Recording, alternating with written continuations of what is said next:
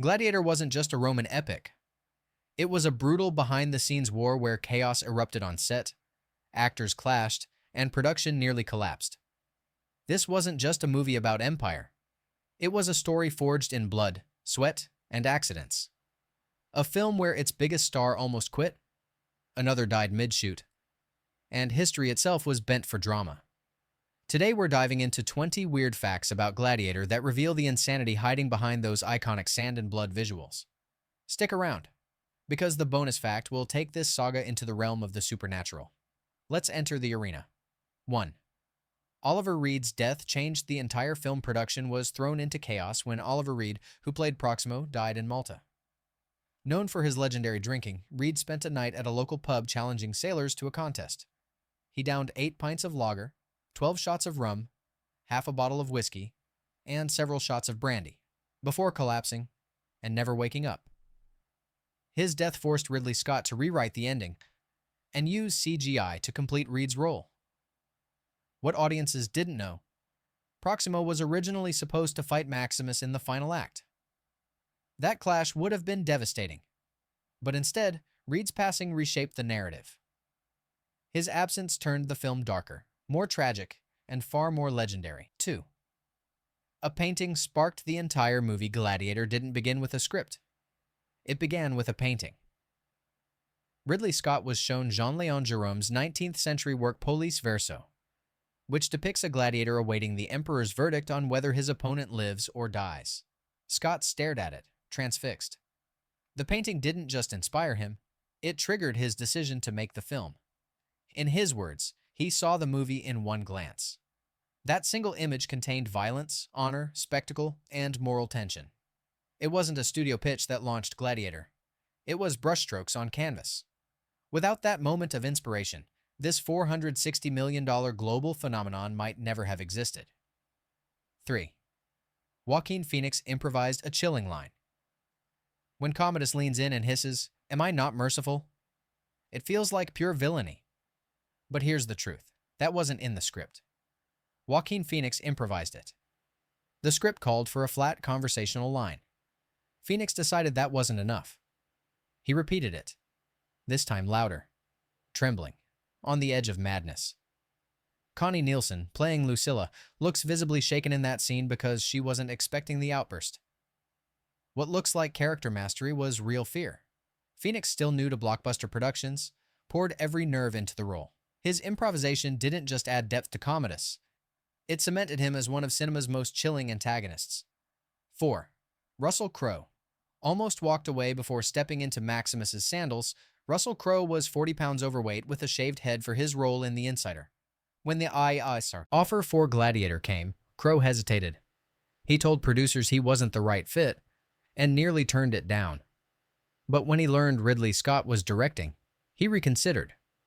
Instead of an extreme training regimen, Crowe returned to his farm in Australia. He didn't starve himself or hit Hollywood gyms. He worked the land, chopped wood, and rebuilt his body the old way. His connection to farming later shaped Maximus's most emotional trait, rubbing soil before battle, a gesture of remembrance for his past life. What could have been a role lost to doubt became the defining performance of his career. 5. The battle blur was a happy accident.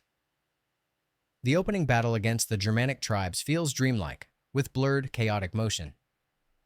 Fans assume it was a stylistic choice. It wasn't. The crew ran out of daylight during filming. With only hours left, they shot scenes at an unusually low frame rate. In post-production, editors stretched the footage to fit. The result?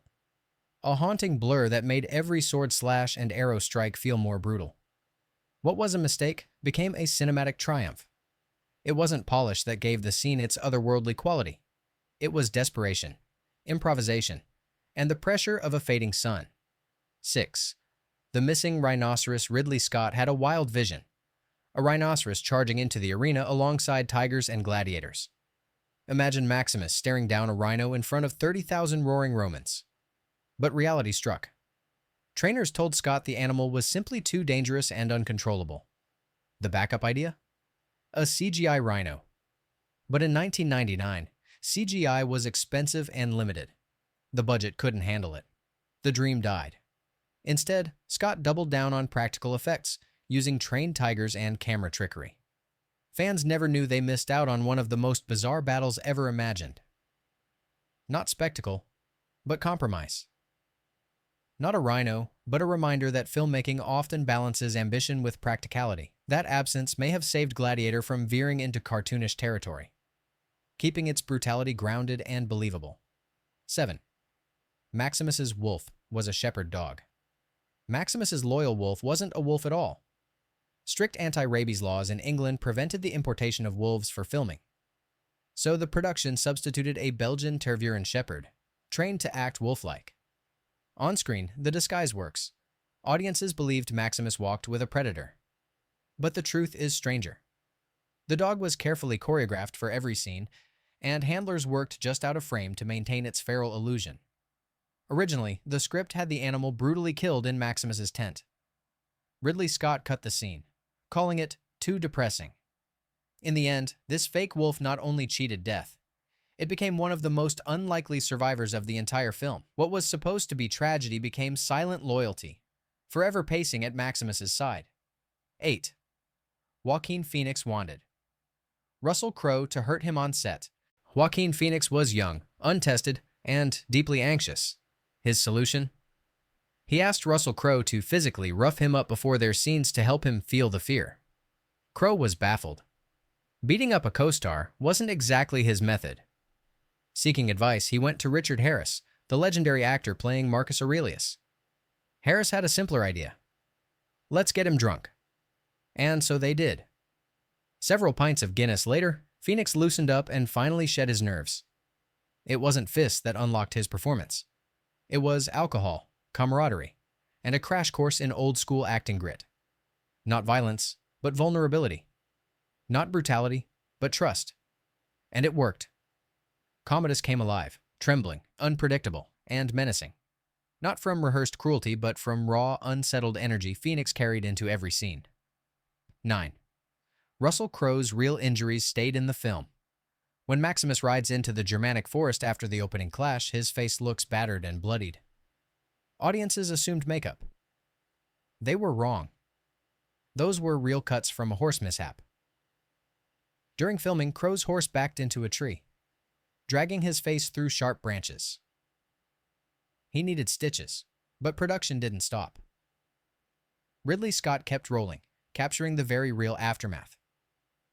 In the dailies, the wounds looked so authentic the makeup team didn't need to add a thing. Not effect, but accident. Not costume, but consequence. Crowe literally bled for the role, and his raw, weathered look only deepened Maximus's aura of a soldier who has endured too much war. It's one of those brutal reminders. Sometimes the greatest performances come when fiction collides with flesh. 10th. A CGI crowd of 33,000 Romans. The Colosseum in Gladiator feels alive.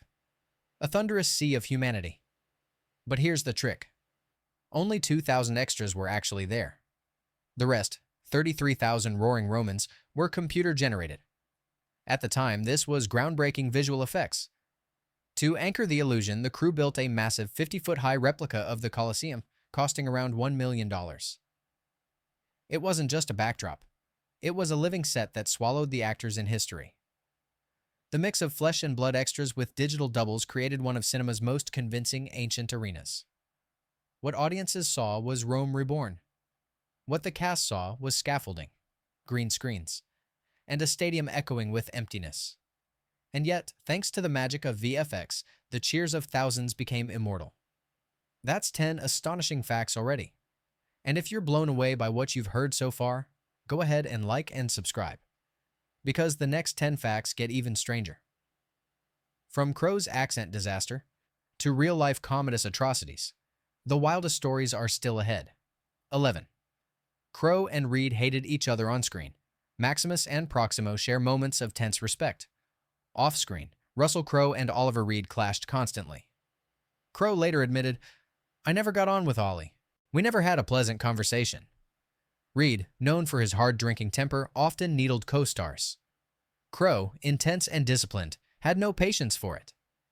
Their scenes may crackle with chemistry, but that fire came from genuine dislike. After Reed's sudden death, Crowe softened. He said Reed visited him in dreams, asking to be remembered kindly. Not camaraderie, but conflict. Not brotherhood, but begrudging recognition. 12. The thumbs down was historically wrong. When Commodus gestures thumbs down, audiences instantly know death. But historically, the symbol meant the opposite. In ancient Rome, thumbs down signaled swords down, sparing the gladiator's life. Thumbs up, in contrast, often meant the sword should be used. Ridley Scott knew this. He simply ignored it. Why? Because modern audiences would find the truth confusing. The iconography of thumbs up as good and thumbs down as bad was too entrenched. So Scott chose cinematic clarity over historical accuracy. Not truth, but storytelling. Not archaeology, but drama. In doing so, he etched one of cinema's most enduring visual cliches, even though it flipped history upside down. What scholars lament, moviegoers immortalize. 13th Gladiators as product pitchmen. It sounds like satire, but it's real. Ancient gladiators sometimes endorsed products before stepping into the arena.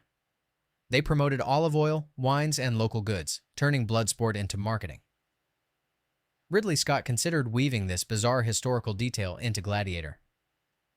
Imagine Maximus pausing before battle to sell olive oil to the crowd. Ultimately, Scott cut the idea. Worried audiences wouldn't believe it. Not spectacle, but commerce. Not just warriors, but walking billboards.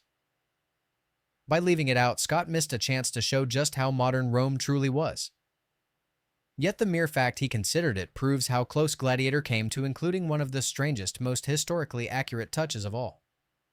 14. Russell Crowe's Spanish accent disaster. At one point, Russell Crowe believed Maximus should sound Spanish, echoing Antonio Banderas. He even tried out the accent for Ridley Scott. The reaction? Immediate rejection. Scott shut it down after a single attempt, realizing it would derail the film's gravitas. Crowe relented, but the idea revealed his experimental, restless process. Even more astonishing, Crowe hated one of Maximus's most famous lines, "And I will have my vengeance in this life or the next." He tried to rewrite it, pitching new versions that no one liked. Finally, he gave up and delivered the original script. Later, Crowe quipped, "I'm the greatest actor in the world. I can make even this sound good." Not reverence, but resistance. And yet, the line became iconic, forever linked to his performance. 15. An unfinished script shaped the movie. Most films start shooting with polished scripts. Gladiator began with only 32 pages finished. The rest was written during production, evolving daily. This improvisational chaos shaped everything. In early drafts, Maximus's family didn't die. They even appeared in the stands, cheering him on. That version would have erased the revenge arc entirely. Instead, as pages came together on set, the story hardened into tragedy. The murder of Maximus's wife and son became the emotional core. Not planning, but accident. Not certainty, but improvisation. What could have been a muddled epic became a razor-sharp narrative of loss and vengeance. The fact that a half-written script birthed an Oscar-winning classic speaks to the lightning-in-a-bottle chaos that defined Gladiator. 16. The forest was burned for real. That eerie, half-charred forest in the opening battle wasn't created with CGI or set design. It was real. The crew filmed at Bournewood in Surrey, England, a site already marked for deforestation. Ridley Scott struck a deal. The government allowed him to burn it down for the movie, saving them money on clearing. The result was a scorched, apocalyptic battlefield. Not set dressing, but destruction. Not illusion, but flames. Cast and crew stood in genuine smoke and ash as the battle unfolded. The fire's residue clung to costumes, smeared faces, and coated the air, giving the sequence its gritty, otherworldly weight. What audiences thought was artistry was actually devastation, forever imprinted on the land, and immortalized on film. 17th. Commodus was even worse in real life. The Commodus in Gladiator is vicious, vain, and deranged. Yet history shows the real emperor was far worse. He fancied himself Hercules, fought in the arena, and demanded to be worshipped as a god. He slaughtered exotic animals, lions, giraffes, even hippos, by the hundreds. He executed wounded soldiers and citizens with clubs for sport. Every morning, he would massacre animals before breakfast. While there's no record of incestuous desires toward his sister, his brutality disgusted Rome. His paranoia and madness spiraled so far out of control that he was finally strangled by a wrestler named Narcissus. Not villain, but monster. 18. Maximus's farm was Russell Crowe's memory. When Maximus describes his home, a kitchen garden, smells of herbs in the day, jasmine in the evening. He isn't reciting lines from a script. Russell Crowe was recalling his own farm in Australia. He infused the dialogue with personal memory, grounding Maximus in lived experience. This wasn't acting. It was recollection. That's why the scene resonates. It carries the scent of authenticity. For Crowe, soil wasn't metaphor. It was his daily reality. Ridley Scott encouraged him to weave this detail into Maximus's soul. Not fabrication, but truth. Not performance, but memory. In that moment, Maximus stops being a fictional Roman general and becomes every farmer, every man who longs for home. It's why audiences felt his grief so deeply, because Crowe was mourning something real. 19th Siege weapons that shouldn't exist. The opening battle rains fire from catapults and launches bolts from ballistas. It looks spectacular, but it's wrong. Romans never used those siege engines in forest battles. Catapults were city weapons, too cumbersome for woodland skirmishes. Historians groaned, but Ridley Scott didn't care. He wanted spectacle. The sight of firebombs exploding among trees was worth the inaccuracy. Not history, but cinema. Not fact, but fury. Scott knew audiences wouldn't remember whether Romans used catapults in Germany. They'd remember the fire, the chaos, the terror of war painted across burning skies. It's one of those deliberate lies that makes the truth of war, its devastation, feel even more real. 20th. Marcus Aurelius, the philosopher king. While many portrayals stretched history, one character rang true. Marcus Aurelius. Known as the last of the 5 good emperors, he wrote Meditations, one of history's greatest works of philosophy. His reign was scarred by a pandemic that killed millions, including himself. In Gladiator, his desire to appoint Maximus instead of Commodus reflects his real wisdom and his greatest mistake. He truly did pass Rome to his son, unleashing corruption and decay. Not invention, but tragedy. Not just a character, but a man whose writings still shape philosophy today. Gladiator elevated him from dusty history into cinematic immortality, reminding audiences that power is fleeting, but wisdom endures. Bonus fact: Gladiator certainly nearly became a supernatural nightmare. Before Ridley Scott approved the current sequel, a different script circulated, one where Maximus was resurrected by Roman gods. The plan? To make him an immortal warrior who fought through centuries, from ancient Rome to modern wars. It was part historical drama, part fantasy epic. In short, it was wild. Crowe himself rejected it, calling it absurd. That version died, thankfully. Not resurrection, but restraint. Not fantasy, but legacy. Instead, the real sequel will follow Lucilla's son, Lucius, decades later. Yet the fact that Hollywood nearly turned Maximus into an undead superhero shows how close Gladiator came to losing its grounded, brutal authenticity. Gladiator wasn't just a movie. It was an ordeal of chaos, accidents, improvisations, and reinventions. What audiences saw was Rome reborn in blood and glory. What the cast lived was danger, tension, and the thin line between disaster and triumph. So the next time you hear Maximus declare, "What we do in life echoes in eternity," remember, it wasn't just Rome's story. It was the story of filmmakers who risked everything to craft a masterpiece. If you enjoyed these revelations, go ahead and like, subscribe, and join me for more untold stories from the movies we thought we knew. Because behind every legend, there's a secret waiting in the shadows.